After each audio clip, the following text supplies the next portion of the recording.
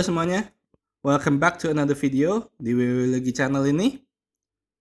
Video hari ini kita akan membahas dan memahamin bagaimana cara kerja C++ dan CMake, terutama untuk kalian yang sudah mengikuti video-video kemarin dan sudah berhasil setup.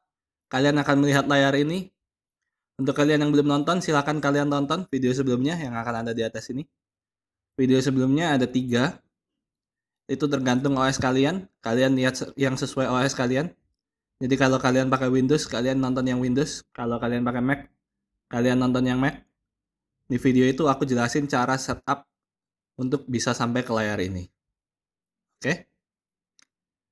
Anyway, video ini kita akan breakdown untuk semua code yang CMake sudah generate untuk kita. Jadi langsung aja kita masuk ya. Oke.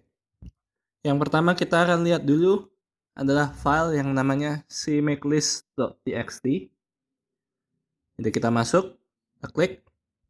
Nah, kemarin kita cuma sepintas saja liatin, kita rapiin, tapi kita nggak tahu apa aja yang tertulis di sini ya. Nah, hari ini kita akan breakdown line per line supaya kita bisa memahami maksudnya ini apa.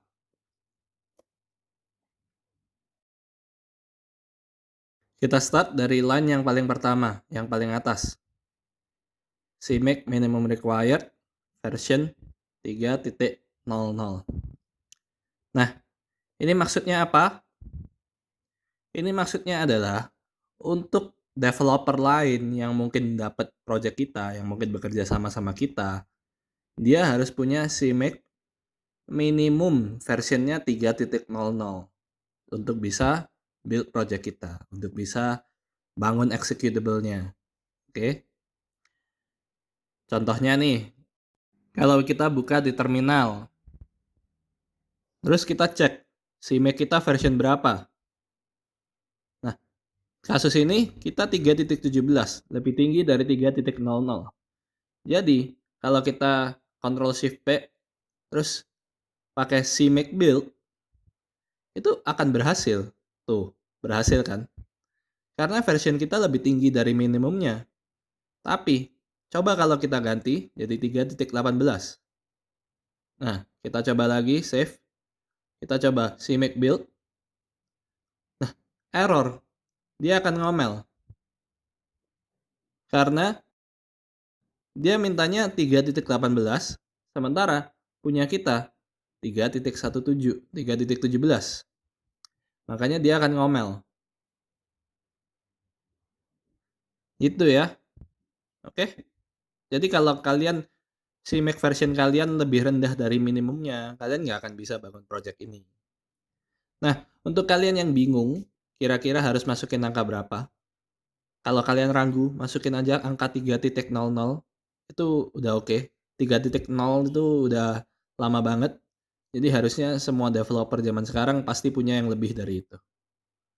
Oke? Sip. Nah, sekarang kita lihat yang line kedua. Project dalam kurung Hello World version 0,10. Fungsi dari line ini itu cuma untuk kita dan para developer untuk ngerti version keberapa dari program kita itu yang mau kita develop sekarang. Jadi dia kasih kan project namanya hello_world. Nah, kita lagi develop version 0.10. Jadi version yang paling pertama. Ini mau kita hapus juga nggak apa-apa, tapi biarin aja, nggak ada bedanya. Oke.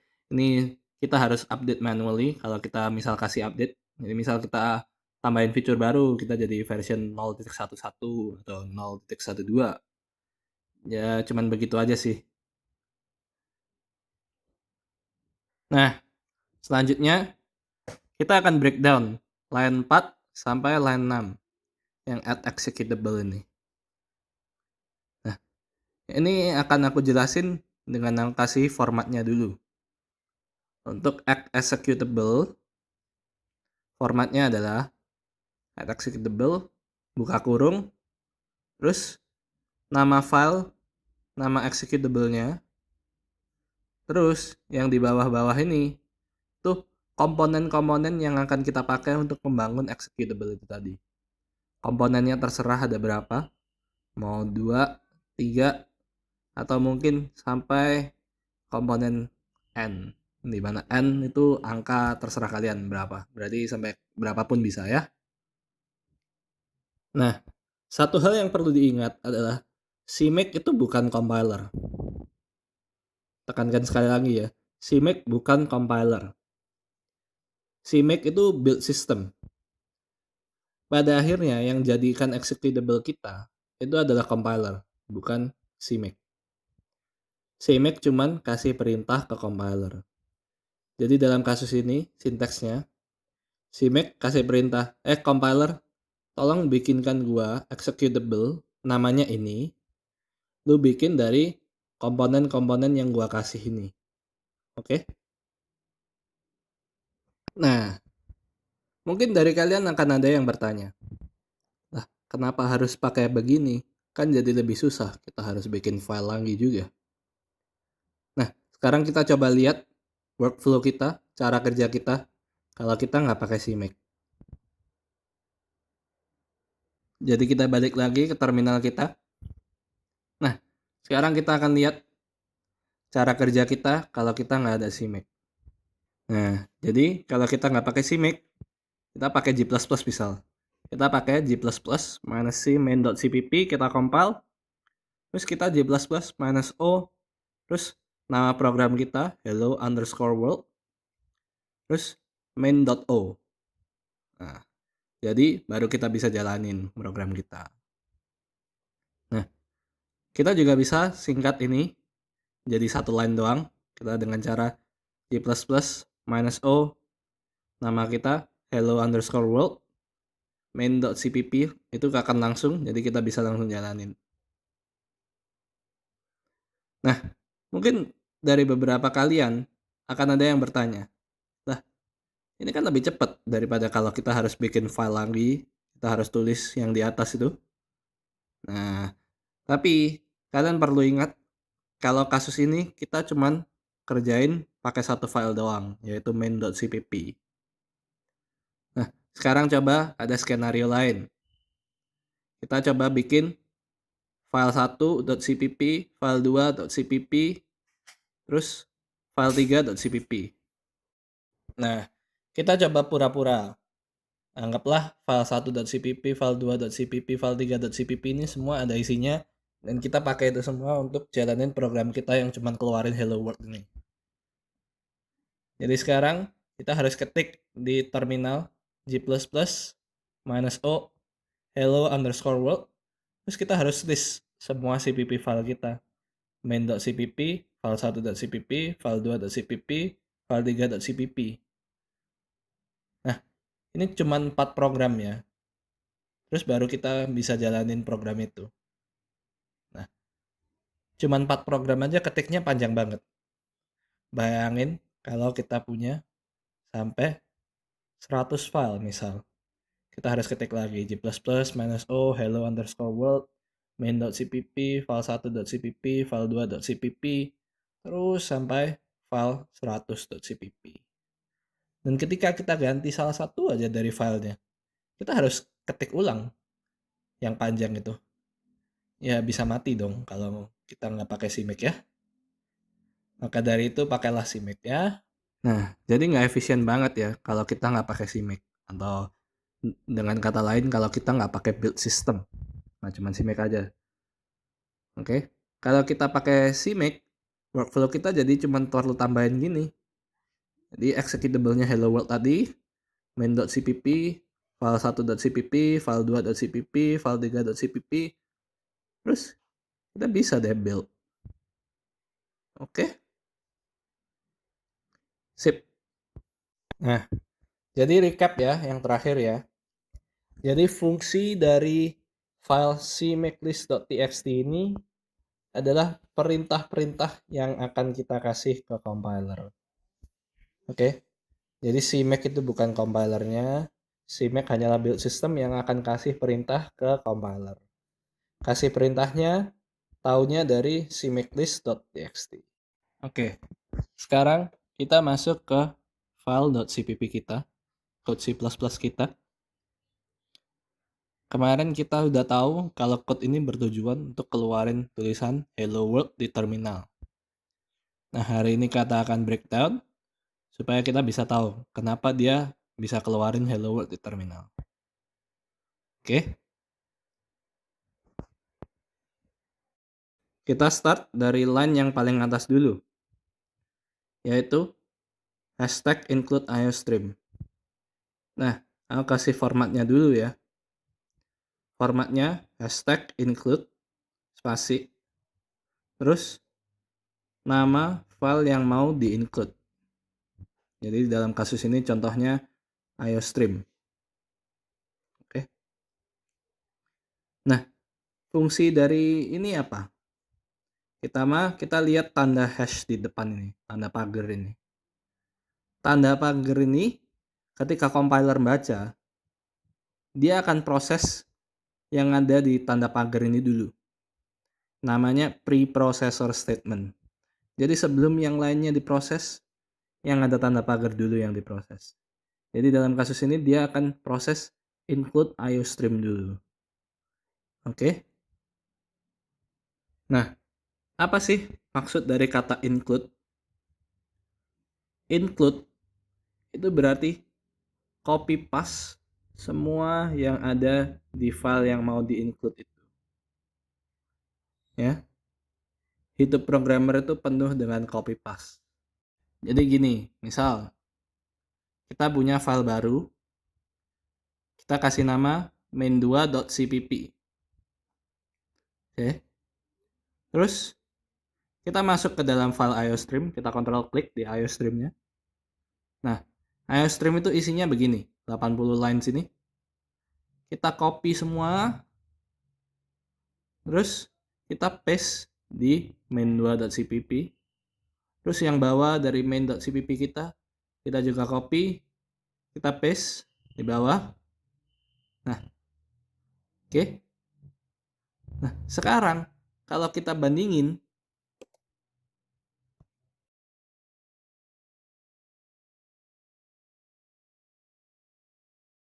nah, mungkin untuk kita main.cpp sama main2.cpp ini beda banget. Yang satunya panjang banget, yang satunya pendek banget. Tapi kalau untuk compiler, ini dua file itu sama. Dikarenakan hashtag include itu tadi benar-benar berarti copy paste. Oke. Hidup programmer itu emang pemalas. Kita malas kalau mengetik, jadi kita bikin program yang copy paste. Oke? Nah, sekarang kita coba ya. Kita build project ini. Kita make build. Terus kita ke terminal. Kita masuk ke build directory kita yang CMake sudah bikin untuk kita. Folder itu, build folder. Terus kita ketik make main.cpp.i. Oke. Inti dari command ini adalah supaya kita bisa lihat apa yang terjadi sebelum compiler itu compile program kita. Nah, dia akan kasih path-nya untuk kita bisa lihat filenya di mana. Kita pergi ke sana. Jadi build CMake files. Terus hello world.dir. Nah, ini main.cpp.i. Nah, kalau kita lihat dari line 1, oke, sampai ke line 28.161. Itu semua dari IOStream. Jadi itu dari hashtag include IOStream. Oke. Code kita di mana? Code kita cuman 28165 sampai 28173. Jadi dengan kita hashtag include IOStream aja, kita seperti sudah tulis 20.000 lines of code. Emang keren ya kita ini ya, hidup programmer begini. Nah, kan kita udah tahu tuh, hashtag include berarti copy paste. Nah, sekarang kita harus tahu apa itu IOStream. IOStream itu singkatan dari input output stream. Nah, jadi IOStream ini akan membantu kita untuk masalah input dan output. Contohnya yaitu std cout. std cout inilah yang bisa buat kita keluarin teks di terminal. Oke. Kalau kita nggak punya IOStream, misal kita hapus, terus kita build, compiler akan ngomel. Dia nggak tahu apa itu cout. Nah, kalian bisa lihat ya, tuh error cout nggak ketemu. Karena dia nggak tahu cout itu apa, karena kita nggak definisikan sebelumnya. Nah, ketika kita balikin IOStream, kita build, dia udah nemu IOStream itu. Karena sebenarnya kalau kita coba control klik di cout, nah dia terdefinisikan di file IOStream itu tadi. Oke, jadi kalau nggak ada IOStream, kita nggak bisa pakai cout dan kita nggak bisa keluarin teks di terminal. Kalau udah, sekarang kita lihat yang lain berikutnya, yaitu int main. Nah, maksud dari kalimat itu adalah sebuah function. Kita akan bahas function di video lainnya, karena kalau kita bahas di video ini akan lama sekali. Jadi for now, yang perlu kalian ketahui, main function itu spesial di C++. Semua program C++ pasti punya main function. Main function ini berfungsi untuk sebagai pintu masuk ke program kita. Jadi misal kita punya program yang terdiri dari beberapa file, dia akan cari main function itu sebagai pintu masuk ke programnya. Jadi semua program C++, main function itu cuma boleh ada satu. Nah, mungkin dari kalian yang berpikir, kalau main functionnya 2 gimana? No! God, please, no! No! No! No! Nah, jadi jangan aneh-aneh ya. Main function cuma boleh satu. Oke? Nah, selanjutnya kita lihat line ini. Tadi kita udah bahas dikit cout. Nah, sintaks dari cout itu, setelah cout ada tanda panah ke kiri 2 kali. Jadi formatnya gini. std cout, tanda panah kiri 2 kali, terus tanda kutip. Nah, di antara tanda kutip ini, teks yang kita mau keluarin di terminal. Itu formatnya ya.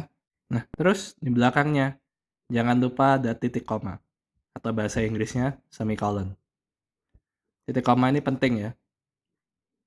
Karena titik koma ini digunakan sebagai namanya terminator. Bukan terminator yang ini ya. Kalau terminator yang ini serem. Tapi terminator yang ini.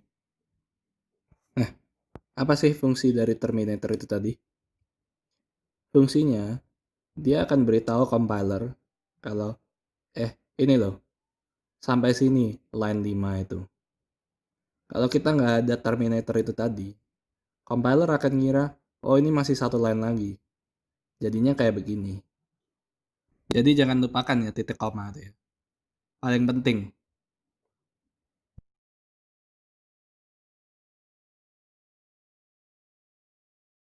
Selanjutnya, kita akan lihat yang line paling terakhir, yaitu return exit success.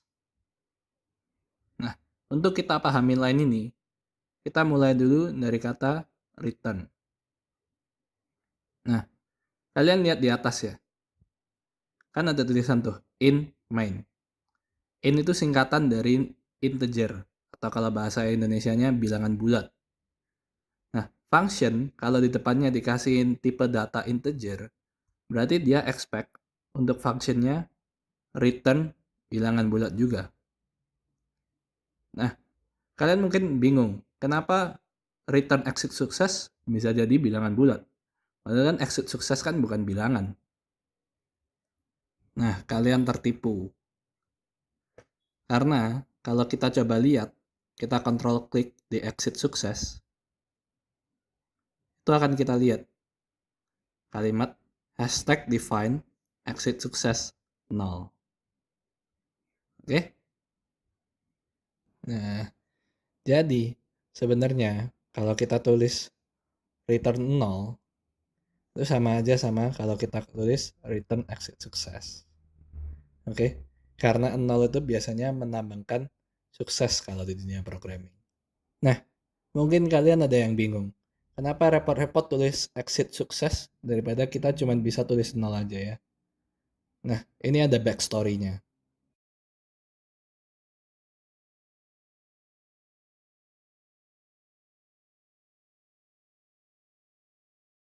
Jadi, dulu terdapat dua tipe programmer. Programmer terang dan programmer gelap. Programmer terang bilang, 0 itu melambangkan sukses. Programmer gelap bilang 1 itu sukses. Mereka bertengkar sampai terbitlah yang namanya exit sukses. Nah, sejak munculnya exit sukses ini, baik programmer yang bilang 0 itu sukses maupun yang bilang 1 itu sukses, mereka bisa sama-sama pakai exit sukses. Jadi, mulai sejak itu, dunia programmer damai.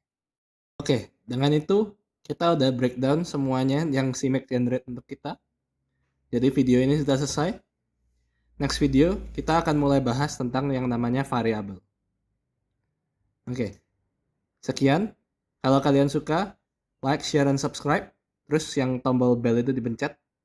Kalau kalian nggak suka, yang tombol jempol ke bawah itu silahkan dipencet. Anyway, I'll see you on another video. Bye-bye.